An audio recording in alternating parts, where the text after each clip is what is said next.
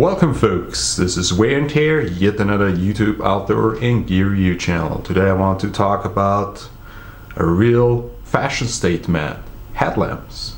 If you walk around with a headlamp, people know you're kind of different. But that's okay, because they increase your traffic safety, and in my opinion they just look really good. You look way better with a headlamp, especially when it has a red light or blinking mode or something like that. Now today I don't want to talk about those cheaper headlamps. They're very useful, but about a more high-end headlamp. Armytek Tiara C1 in warm white. So stay tuned for my review.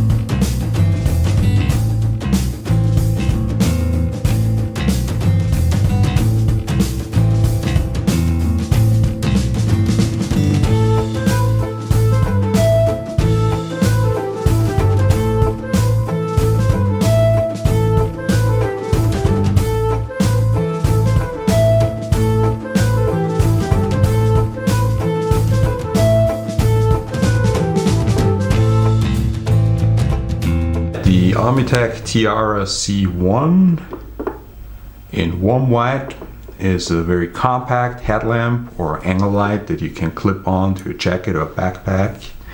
It delivers up to like 800 lumens. This one is the warm white version with an XPL LED.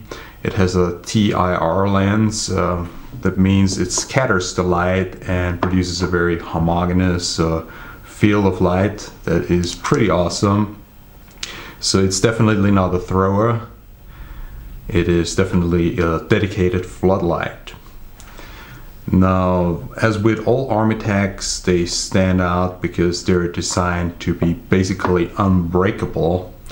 This light is supposed to be water resistant up to 10 meters, shock resistant, I think also up to 10 meters or something like that. They can claim that because the driver, the electronics, is like sitting in resin, so they fill everything up with resin. So if you want to ever mod this flashlight, that probably wouldn't be possible, because the resin would just block the axis and you can't get the electronics out. Also, typically for Armytek, something I love about Armytek, they have the double O-rings. So not just a single O-ring, but double O-rings. That's also why they can make their water resistance claims. It's almost like a dive light, or pretty much like a dive light. This one comes with a 18350 lithium-ion battery and a charging mechanism.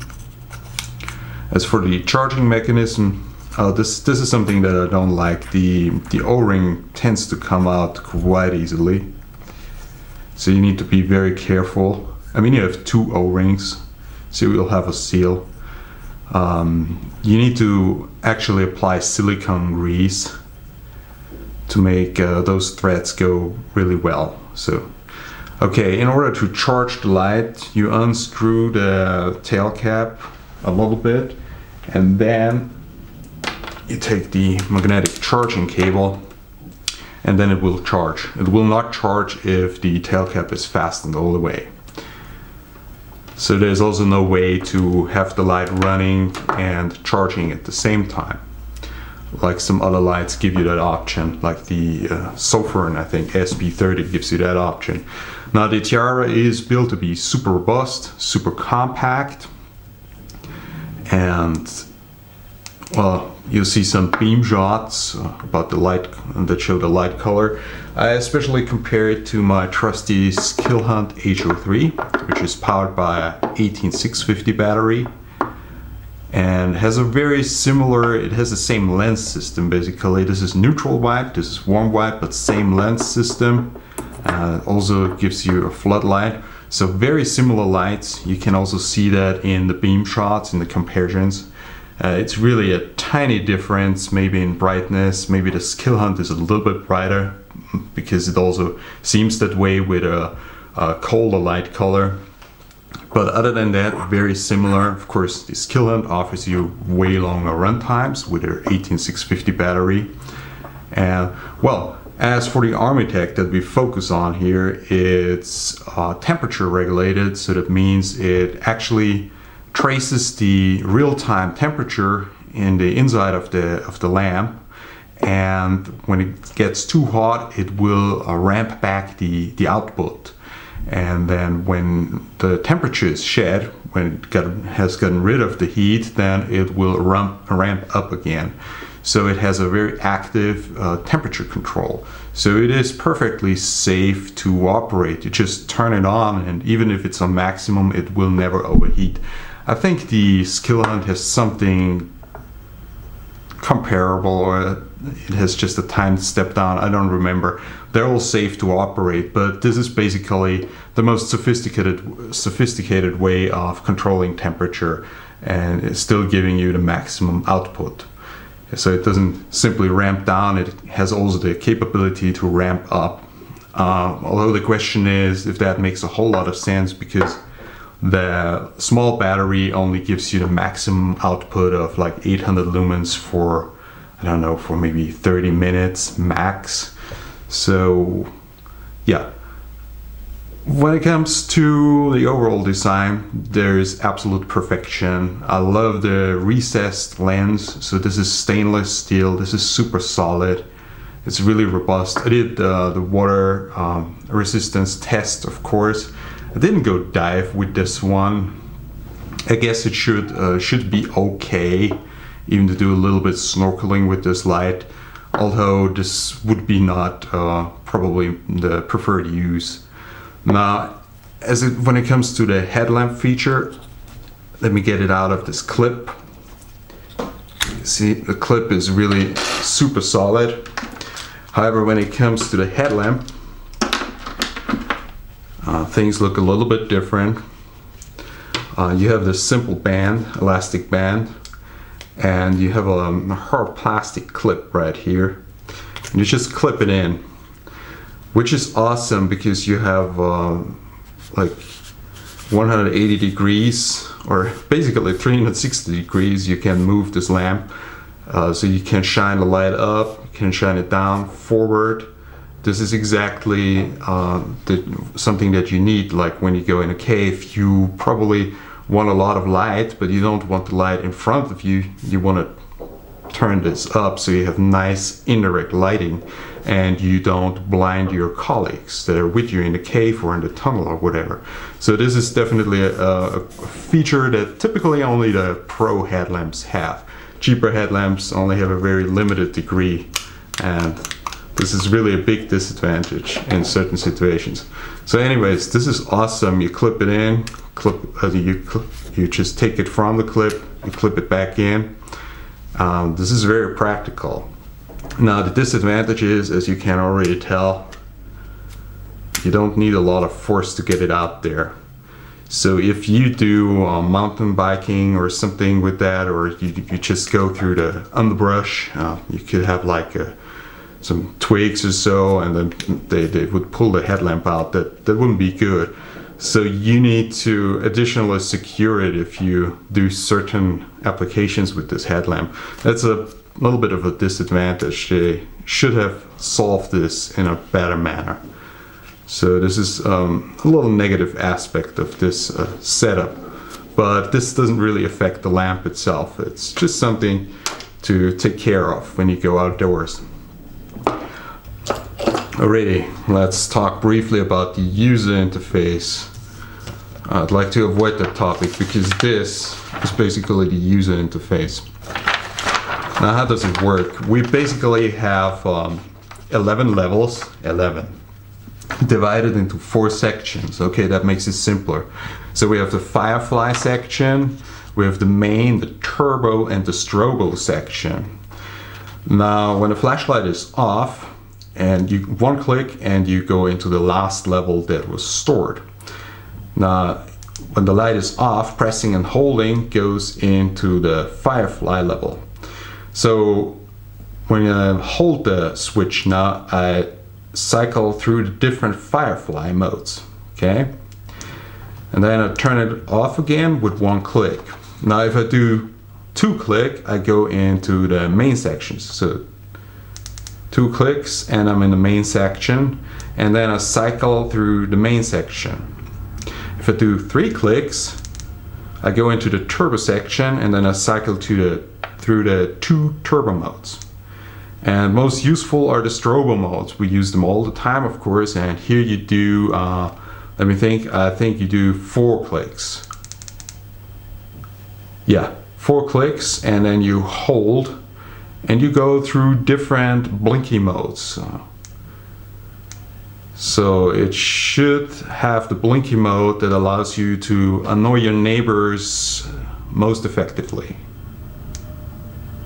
There you go. Now we also have some other, we have a general mode and a tactical mode. The tactical mode would allow you to like Morse to give light signals. I will not go into that right now. You have a locator function that would make the side switch blink, which also works. Basically, you unscrew the tail cap 1/4 turn, then you press and hold the power button, and I retighten it, unscrew it, and finally release the button. Anyways, then you're in the beacon mode. You see, you have a whole lot of options with that light, but you also need to carry that sheet of paper with you, or a PDF copy on your smartphone. Unless you use that thing every day, you won't remember. I had this light laying around for a few weeks, didn't use it, and when I came back to it, well, I barely managed to turn it on. But it is a very well thought out user interface. I don't want to badmouth it, but it's definitely something to use it to the fullest extent. You're probably gonna need to look up some cheat sheet like I do. So anyways, that's the user interface with its advantages and challenges. Now, how do I like the Armytek Tiara C1? For me, it's not the first choice for outdoors. It always is the Skilhunt. In my opinion, the Armytek gives you a little bit of a nicer light, because warm light is always better, but it's not much better than the Skilhunt H03. The two are very similar, but with the Skilhunt you have the advantage of longer run times. I do not really understand why you would go with a smaller battery if you want to use your light outdoors. Where it comes in really handy is as well, if you do a little bit of construction, if you do some work around the car or whatever, this one comes in very handy, because it's also so easy to charge it. You don't need to open it up with your dirty fingers probably when you do construction. You just connect it with the cable, and then it charges when you have a little break, and then 10 minutes later you take it off again, put it back on your head or wherever you want it. So this light is surprisingly practical when it comes to do any kind of work. So I would see it more as a light that is for hard tasks, of course, because it is super rugged, but also more based around the house. If I really go outdoors, I always would take something like this, something that has a little bit of a larger battery, better run times, and also because I have a whole lot of 18650 batteries at home, I would just swap such a battery out, just put in a new one. I hardly have any of those small ones, although I think you could also take CR123A batteries, so it would work with those too. Of course, you can't charge those batteries. So anyways, the Tiara C1 is an awesome flashlight for all those who need a more pro headlamp, and for all those who really appreciate good color rendition outdoors, who really want to explore nature. So this light is not just bright, it's not really focusing on maximum output, but this light is very nice when it comes to light quality, which is a huge advantage if you plan to do any kind of filming or photography outdoors. Now this light goes for like 60 or 70 euros. This one typically goes for 30. So I don't know if this is worth double the price of this Skilhunt. And then of course we have other headlamps too, like those cheap headlamps. You can get those literally for 6 or 7 euros on Amazon. They have a lithium polymer battery inside and of course a lower capacity, but they offer all kinds of output modes. They come with a thrower, they have a floodlight, which is actually very decent. They have red light mode, and they have a sensing mode, so you turn it on with just a gesture. So this is what a little light for only a few euros can do these days. So if you don't need a pro headlamp, there are great options out there. Other than that, I would suggest that you look into Armytek products, because I think they're awesome. At least the ones I have, they work just flawless. This is my standard night shift flashlight. So I've never had a hiccup with any of my Armyteks, and they have had hard falls, and I have taken them into the water and they're just fine. So this was Wear and Tear. I hope you enjoyed my review. Like and subscribe, or don't do anything of that. Write a nasty comment maybe. Your review was too long and you were rambling on. I know that. I'm sorry. This was Wear and Tear. Over and out.